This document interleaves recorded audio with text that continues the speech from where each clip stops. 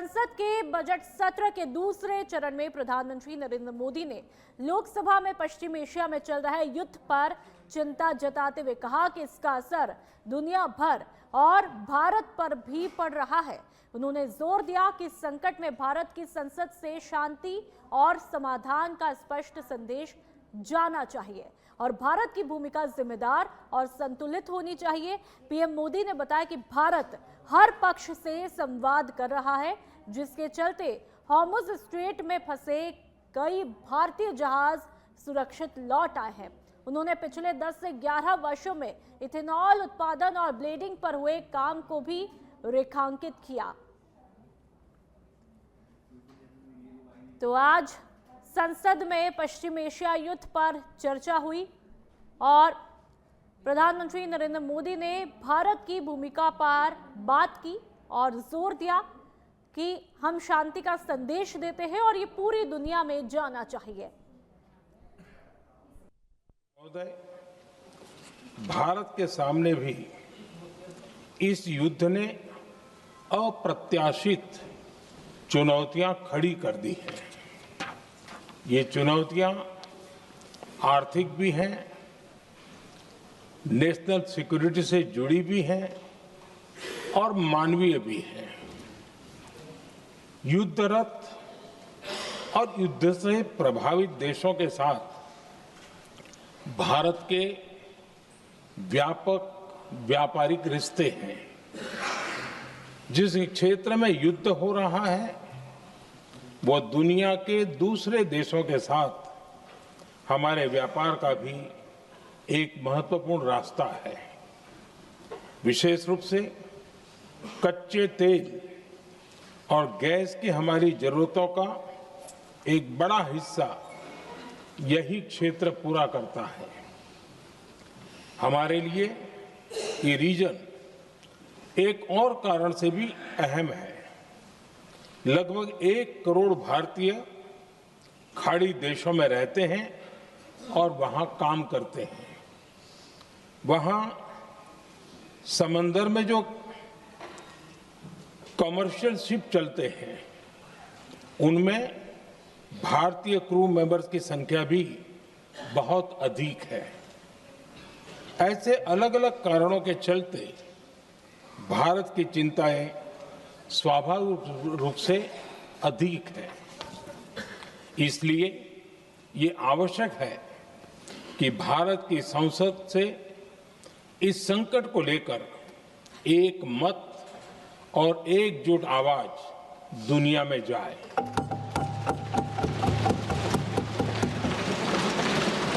अध्यक्ष जी,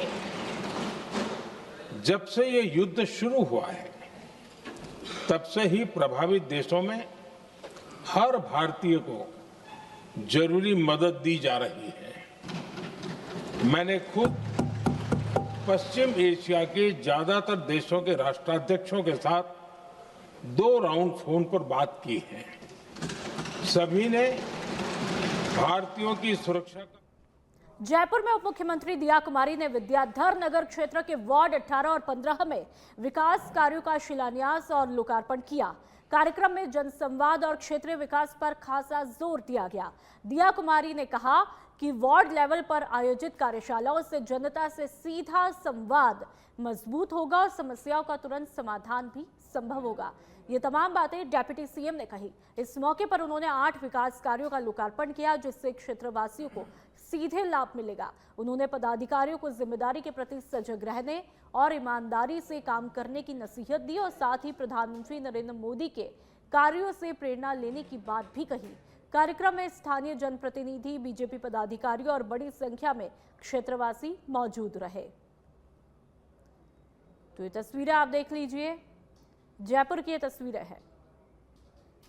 18 में लोकार्पण और शिलान्यास के कार्यक्रम भी हुए हैं और उसके अलावा आज हमारी वार्ड की कार्यशाला भी हुई है।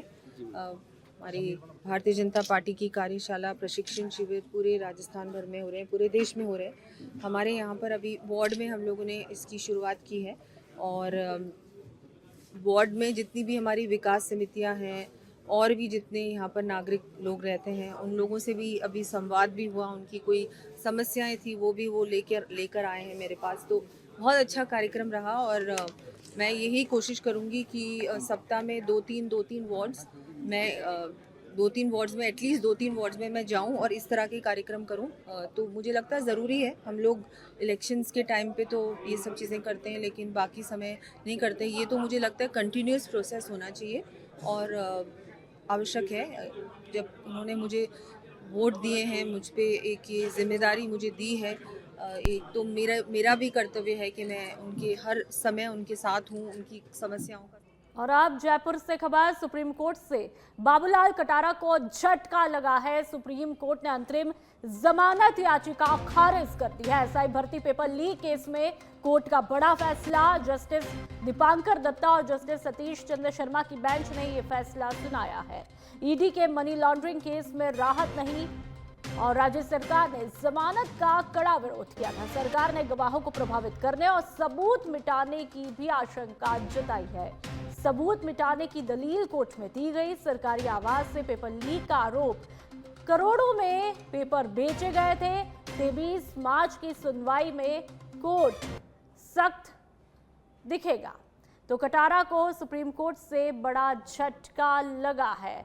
आपको बता दें, बाबूलाल कटारा आज 23 मार्च की सुनवाई में कोर्ट ने अपना सख्त रुख जो है वो अख्तियार किया है और उसके चलते बाबूलाल कटारा को झटका लगा है। कोर्ट ने किसी भी तरह से राहत नहीं दी है। एसआई भर्ती घोटाले को लेकर के जिस तरह से बाबूलाल कटारा का नाम उछला, अब उसमें सुप्रीम कोर्ट और भी सख्त होता जा रहा है और किसी भी तरह से बाबूलाल कटारा को राहत नहीं मिली। आज 23 मार्च है और ऐसे में आज सुनवाई में कोर्ट ने काफी सख्त रुख जो है वो अख्तियार किया है और किसी भी तरह से बाबूलाल कटारा को राहत यहां पर नहीं मिली है।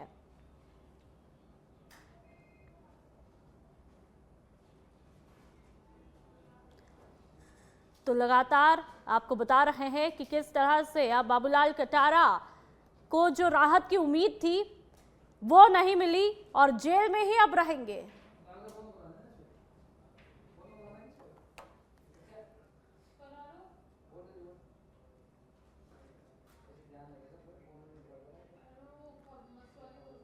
जालौर के आहोर उपखंड क्षेत्र के रायथल गांव में तालाब में बड़ी संख्या में मछलियों की मौत का मामला सामने आने के बाद प्रशासन सक्रिय हुआ है। सूचना पर मत्स्य विभाग की टीम मौके पर पहुंची और पानी के सैंपल लेकर जांच शुरू की। तो वहीं तहसीलदार लादू राम ने भी हालात का जायजा लिया। प्रारंभिक जांच में मत्स्य विभाग के अधिकारी यानी कि डॉक्टर शुभम के मुताबिक पानी में ऑक्सीजन की कमी को मछलियों की मौत का मुख्य कारण माना जा रहा है। तालाब में तैर रही मृत मछलियों को ग्रामीणों की मदद से बाहर निकाला जा रहा है और पानी को शुद्ध करने के लिए चूना या फिर पोटेशियम परमैंगनेट का छिड़काव करने की तैयारी की जा रही है। या तो चूना यहां पर छिड़का जाएगा या फिर पोटेशियम परमैंगनेट का छिड़काव यहां पर किया जाएगा। एसडीएम रोहित चौहान ने भी मौके पर पहुंचकर हालात का निरीक्षण किया और आवश्यक कार्रवाई के निर्देश दिए। सरपंच साहब का फोन आया था, जो भीमा तालाब है पंचायत में, पुराना तालाब है, वहाँ पे काफ़ी संख्या में मृत मछलियाँ पाई गई। वहाँ पर उस संबंध में मत्स्य विभाग सिरोही से बात की गई थी, तो उन्होंने अवगत कराया कि गर्मियों में ऑक्सीजन की कमी होने से और मछलियों का जो पॉपुलेशन है, जनसंख्या ज़्यादा है तालाब के अंदर, तो ऑक्सीजन की कमी से ये जो है मछलियाँ की डेथ हो गई है। और उसी समय जिला कलेक्टर महोदय को इस बारे में अवगत कराया गया। तहसीलदार आहोर को मौके पे भेजा गया। तो कल चर्चा करके भादरा जून से जो ठेकेदार हैं, जो मृत मछलियों को हटाने का कार्य करते हैं, वो कल कार्य शुरू कर दिया है। आज अभी तक करीब 1-2 ट्रॉली मछलियाँ वहाँ से निकाल ली गई है और उन्हें पास में खड्डा करके ग्राम पंचायत के सहयोग से उन्हें डिस्पोज किया जा रहा है। और 1-2 दिन लगेंगे क्योंकि बड़ा तालाब है, काफ़ी सारी मछलियाँ हैं। और इस संदर्भ में ग्राम पंचायत को भी अवगत कराया गया है कि यदि मछलियाँ ज़्यादा हैं। और चलिए बात झालावाड़ के खानपुर की करेंगे। कंबाइन मशीन के अचानक हुए ब्रेक फेल, सड़क किनारे खड़ी 3 बाइक क्षतिग्रस्त हुई। तस्वीरें आपको दिखा रहे हैं। गनीमत ये रही कि हादसे में कोई भी जनहानि यहां पर नहीं होती है। सारोला से तारज खेत में गेहूं काटते समय यह हादसा हुआ। हादसे के बाद में मौके पर ग्रामीणों की भारी भीड़ यहां पर जमा हो गई। सूचना पर सारोला थाना पुलिस मौके पर पहुंची। स्टेट हाईवे 47 तारज पीएचसी के सामने की एक घटना बताई जा रही है। लोगों की भीड़ यहां पर आप देख सकते हैं, मौके पर लोगों की भीड़ है। कंबाइन मशीन के अचानक से ब्रेक फेल हो जाते हैं और सड़क किनारे खड़ी 3 बाइक क्षतिग्रस्त हो जाती है, लेकिन गनीमत ये रही कि किसी को कोई चोटें नहीं आई है, जनहानि नहीं हुई है। और चलिए बात चूरू के रतनगढ़ की करेंगे, जहां पर पंचायत समिति कार्यालय में वरिष्ठ नागरिकों के अधिकारों और उनके प्रति कर्तव्यों को लेकर एक विशेष जागरूकता कार्यक्रम आयोजित किया गया। इस कार्यक्रम में न्यायिक अधिकारियों ने बुजुर्गों के संरक्षण से जुड़े कानूनों की जानकारी दी और समाज से उनके सम्मान और देखभाल की अपील भी की। कार्यक्रम में मुख्य अतिथि के रूप में अपर जिला और सेशन न्यायाधीश सुरेंद्र कौशिक और अतिरिक्त मुख्य न्यायिक मजिस्ट्रेट अरुण जांगिड़ मौजूद रहे। उनके साथ में तालुका सदस्य भी मौजूद रहे। अपर जिला और सेशन न्यायाधीश सुरेंद्र कौशिक ने वरिष्ठ नागरिकों की देखभाल और उनके संरक्षण के लिए बनाए गए कानूनों की पूरी जानकारी दी।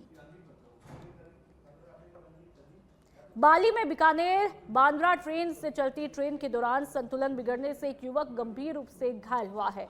घटना फालना और हिमेल रेलवे स्टेशन के बीच की बताई जा रही है, जहां पर जोधपुर निवासी विनोद मेघवाल अपने साथी के साथ में अहमदाबाद से जोधपुर जा रहा था। इसी दौरान वह ट्रेन से गिर पड़ा, जिसके बाद उसके साथी ने तुरंत ट्रेन की जंजीर को खींचकर उसे रोका और नीचे उतरकर फालना पुलिस को सूचना दी। सूचना मिलने पर हेड कांस्टेबल शेर सिंह और रेलवे पुलिस के सुरेंद्र सिंह और बाबूलाल मौके पर पहुंचे और घायल युवक को पुलिस वाहन से बाली जिला अस्पताल पहुंचाया, जहां पर उनकी गंभीर हालत को देखते हुए प्राथमिक उपचार के बाद में पाली रेफर किया गया। खाजूवाला में शहीदी दिवस के मौके पर शहीद भगत सिंह, राजगुरु और सुखदेव को श्रद्धांजलि देते हुए पदयात्रा का आयोजन किया गया। मेरा भारत मेरी जिम्मेदारी थीम के तहत युवाओं और स्वयंसेवकों ने स्वच्छता श्रमदान में भाग लिया। ये कार्यक्रम उज्जवल एजुकेशन एंड वेलफेयर सोसाइटी और खेल मंत्रालय भारत सरकार के युवा कार्यक्रम के तहत आयोजित किया गया, जिसमें अधिशासी अभियंता सोहनलाल नायक, जगविंदर सिंह सिद्धू सहित कई सदस्य मौजूद रहे और तिरंगे झंडे के साथ में पदयात्रा में शामिल हुए। तस्वीरें आप देख लीजिए। खैरथल तिजारा जिले के मुंडावर की बात करेंगे, जहां पर बुनियादी सुविधाओं को लेकर के आमजन का गुस्सा फूट पड़ा। पेयजल संकट, गंदगी और अधूरे विकास कार्यों से परेशान लोगों ने प्रशासन के खिलाफ मोर्चा खोलते हुए साफ अल्टीमेटम दे दिया है। 7 दिन में समाधान नहीं हुआ तो बड़ा आंदोलन किया जाएगा।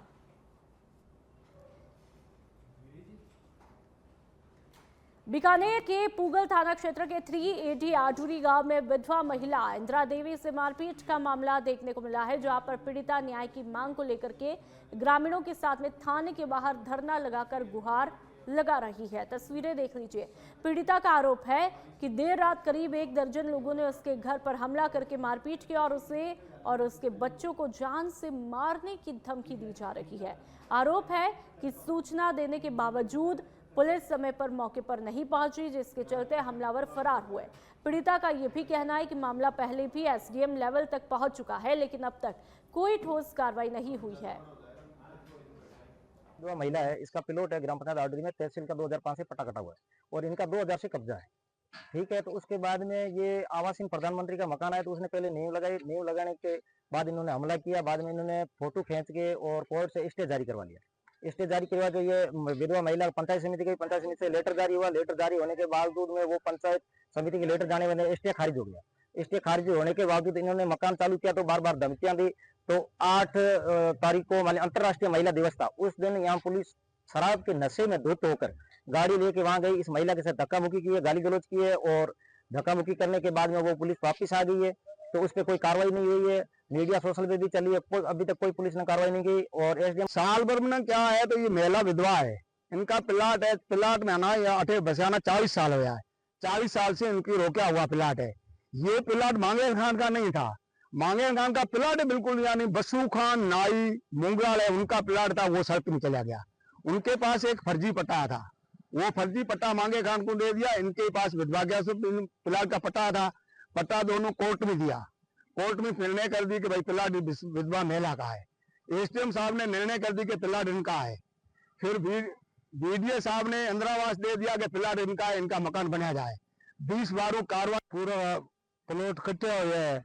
गरीब आदमी आने कोई टिंगर करे तो कहीं रात में हमलो करियो है, कोई 7-8 आदमी आए और वहां पर मारपीट करी है। रात ना इन्ने मैंने फोन ही करिया भाई को कुण में रात ना आवे, रात ना गया भाग।